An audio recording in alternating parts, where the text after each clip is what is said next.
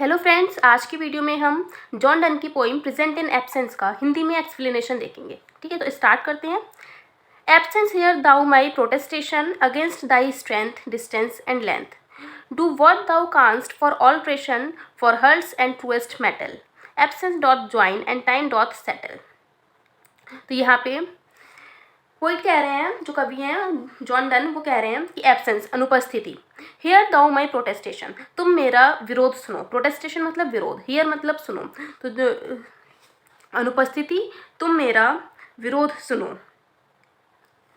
वो ऐसे प्रतीत हो रहा है कि कवि कह रहे हैं कि जैसे एब्सेंस कोई एक व्यक्ति हो और वह उसे विरोध कर रहे हो, चुनौती दे रहे हो। किसके विरुद्ध? Against thy strength. दाई का मतलब होता है तुम्हारे विरुद्ध, मतलब अनुपस्थिति के विरुद्ध। अगेंस्ट दाई स्ट्रेंथ, तुम्हारी ताकत के विरुद्ध, तुम्हारी दूरी के विरुद्ध, तुम्हारी लंबाई के विरुद्ध वो तुम्हें चुनौती दे रहे हैं।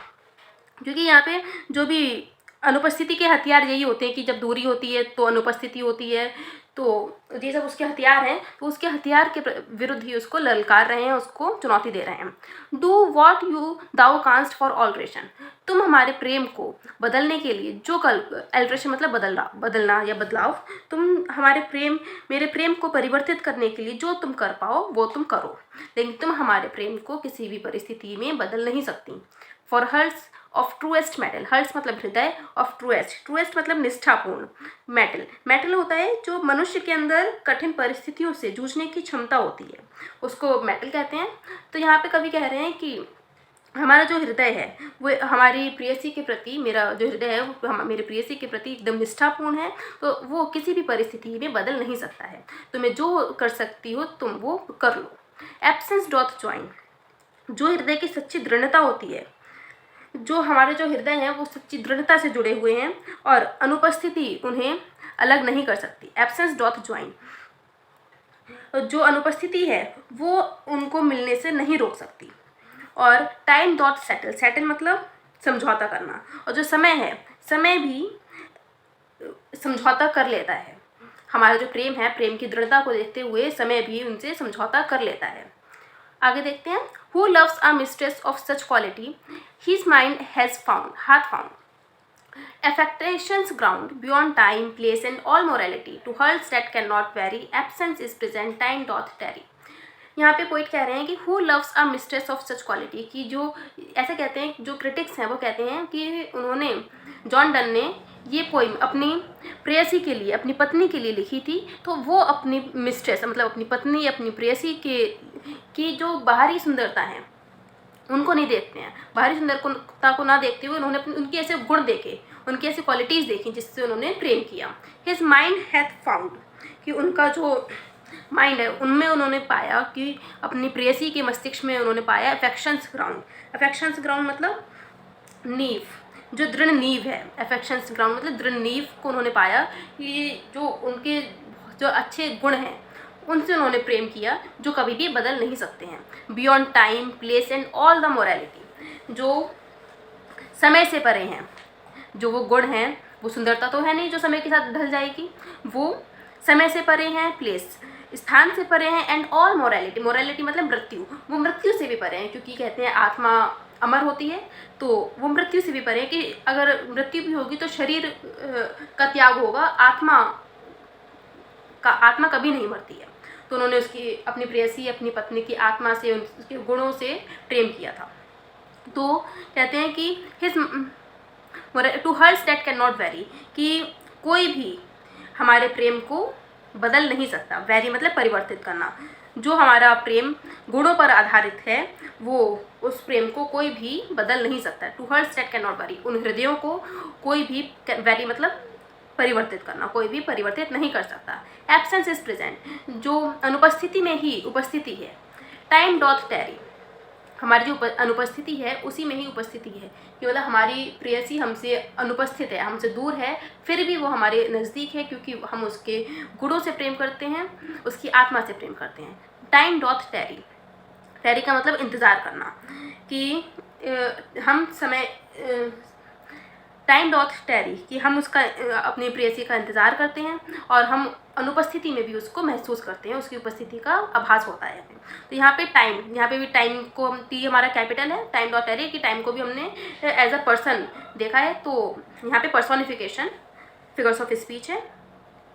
और एब्सेंस इन प्रेजेंट, यहाँ पे ऑक्सीमोरन है, विरोधाभास वाक्य है, एब्सेंट अनुपस्थिति में भी उपस्थिति है, तो यहाँ पे ऑक्सीमोरन फिगर्स ऑफ स्पीच है। ठीक है, आगे देखते हैं। My senses want their outward motion. My senses, जो मेरी ज्ञानेंद्रियाँ हैं, हमारे पास 5 ज्ञानेंद्रियाँ होती हैं, तो मेरी 5 ज्ञानेंद्रियाँ वॉन्ट देयर आउटवर्ड मोशन, उसका बाहरी जो मेरी प्रेयसी है उसको, उसके जो बाहरी रूप है उसको प्राप्त करना चाहता है, जैसे उसको बाहरी रूप से महसूस करता है। Which now within reason doth win, जो रीजन मतलब होता है कि जो हमारी मेरी तर्क शक्ति है, जो मानसिक शक्ति है, जो बौद्धिक शक्ति है, उसको प्राप्त करना चाहता है। जो मेरी ज्ञानेंद्रियाँ हैं, जो मेरी ज्ञानेंद्रियों को मानसिक शक्ति ने जीत लिया है, रीजन मतलब मानसिक शक्ति को जीत लिया है, नियंत्रण प्राप्त कर लिया है, उस पर नियंत्रण प्राप्त कर, मतलब जीत लिया है, नियंत्रण प्राप्त कर लिया है, तो वो उसके बाहरी रूप को महसूस कर पाता है कि उस पर इतना नियंत्रण हो गया है कि वो जैसे उसकी आँखों का स्पर्श देखता है, उसको स्पर्श कर सकता है, उसको महसूस कर सकता है, तो उसके बाहरी जो सौंदर्य है, रूप है, उसको भी अपने मन के अंदर महसूस कर सकता है। रीडबल्ड बाय हर सीक्रेट नोशन, रीडबल्ड का मतलब होता है मल्टीप्लाई करना या कई गुना होना, कई गुना होना। तो क्या कई गुना है? बाय हर सीक्रेट नोशन, उसके जो मेरी जो प्रसन्नता है उसका गोपनीय, सीक्रेट मतलब गोपनीय विचार, उसके जब मैं अपनी प्रेयसी के बारे में सोचता हूँ तो वो सोचना एक गोपनीय विचार हो गया, तो उससे मेरी जो प्रसन्नता है वो रीडबल्ड, वो कई गुना हो जाती है, कई गुना मल्टीप्लाई हो जाती है, कई गुना बढ़ जाती है। Like rich man that take pleasure, जैसे कि अमीर व्यक्ति होते हैं वो आनंद लेते हैं, प्लेजर मतलब आनंद लेते हैं, किस चीज़ से आनंद लेते हैं? In hiding more than handling treasure, in hiding मतलब छुपाने में, मोर देन ज़्यादा, छुपाने में वो ज़्यादा आनंद लेते हैं देन, बल्कि हैंडलिंग ट्रेजर, हैंडलिंग मतलब प्रदर्शित करने में, ट्रेजर मतलब खजाने को, जो अमीर लोग होते हैं वो अपने खजाने को छुपाने में ज़्यादा आनंद लेते हैं, ना कि उसे बाहर दिखाने में। हैंडलिंग मतलब प्रदर्शित करने में वो इतना आनंद नहीं लेते जितना छुपाने में लेते हैं।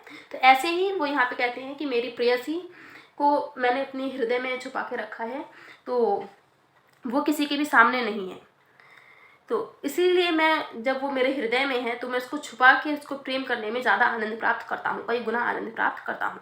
By absence this good means I gain, इस एब्सेंस, इस अनुपस्थिति को, this good I means I gain, इसका तात्पर्य ये है कि मैंने प्राप्त किया है, आई गेन मतलब मैंने प्राप्त किया है, डेट आई कैच हर, कि मैंने क्या प्राप्त किया है, कि मेरे लिए क्या अच्छा है, that I can catch her, कि मैं उसको पकड़ सकता हूँ, where none can watch her, कि जहाँ पे कोई भी उसको देख नहीं सकता, मैं वहाँ पे उसको स्पर्श कर सकता हूँ, उसको पकड़ सकता हूँ। In some close corner of my brain, मेरे मस्तिष्क के किसी एक क्लोज बंद छोटे से कॉर्नर, मतलब एक छोटे से, मेरे मस्तिष्क के छोटे से कोने में मैं उसको देख सकता हूँ, उसको स्पर्श कर सकता हूँ, लेकिन कोई और व्यक्ति उसको नहीं देख सकता। देयर आई एम्ब्रेस एंड किस हर, वहाँ पे मैं उसके साथ आलिंगन हो सकता हूँ, उसको किस कर सकता हूँ और इन्जॉय कर सकता हूँ। And so enjoy her and none miss her, और ऐसे मैं उसकी अनुपस्थिति में भी उपस्थित रहूँगा और उसके साथ इन्जॉय कर सकता हूँ, अपने जो मोमेंट्स हैं उसको शेयर कर सकता हूँ, और वहाँ पे कोई भी मुझे डिस्टर्ब नहीं कर पाएगा। तो ये थी एक पोइम प्रेजेंट इन एब्सेंस। इसमें 3 जगह मैंने आपको बताया कि कुछ इसमें फिगर्स ऑफ स्पीच आई हैं, मैं आपको फिर से बता देती हूँ कि कहाँ पे आई हैं। सबसे पहले तो एब्सेंस, फर्स्ट लाइन में ही है, एब्सेंस हियर दाउ माई प्रोटेस्टेशन, यहाँ पे हमारा एपोस्ट्रॉफी फिगर्स ऑफ स्पीच है, ठीक है। और उसके बाद time doth settle, time doth settle में टी कैपिटल है और यहाँ पे टाइम को एज अ पर्सन देखा गया है, तो यहाँ पे पर्सोनिफिकेशन है फिगर्स ऑफ स्पीच। और टाइम डॉट टेरी, यहाँ पे भी टी कैपिटल में है, यहाँ पे हमारा पर्सोनिफिकेशन फिगर्स ऑफ स्पीच है। और present in absence, present in absence में हमारा ऑक्सीमोरन है, यहाँ पे विरोधाभास वाक्य दिखाई दे रहा है प्रेजेंट इन एब्सेंस, तो यहाँ पे ऑक्सीमोरन फिगर्स ऑफ स्पीच है। और बस इतने इसमें फिगर्स ऑफ स्पीच दिए हुए हैं। अब हम इसकी राइमिंग स्कीम देखते हैं। इसमें A protestation and alteration, A and A, और स्ट्रेंथ एंड लेंथ इसमें बी एंड बी, तो ए बी बी ए। और आगे देखते हैं मेटल एंड सेटल, ये है सी एंड सी। ये 6 लाइन का स्टेंजा होता है। तो प्रोटेस्टेशन alteration, strength length and metal settle, तो A B B A C सी, ये 6 लाइन्स का एक स्टेंजा हुआ। तो इसकी rhyming scheme A B B A C C हुई। तो इसी प्रकार से इसके 3 स्टेंजाज हैं, सॉरी 4 स्टेंजाज हैं। तो 4 स्टेंजाज में 6 लाइन्स ईच हैं। होप आपको ये वीडियो समझ आई होगी, इसका एक्सप्लेनेशन समझ आया होगा। फिगर्स ऑफ स्पीच है वो भी आपको सही से समझ में आ गई होंगी। तो नेक्स्ट पॉइंट हम नेक्स्ट वीडियो में डिस्कस करेंगे। Okay, thank you.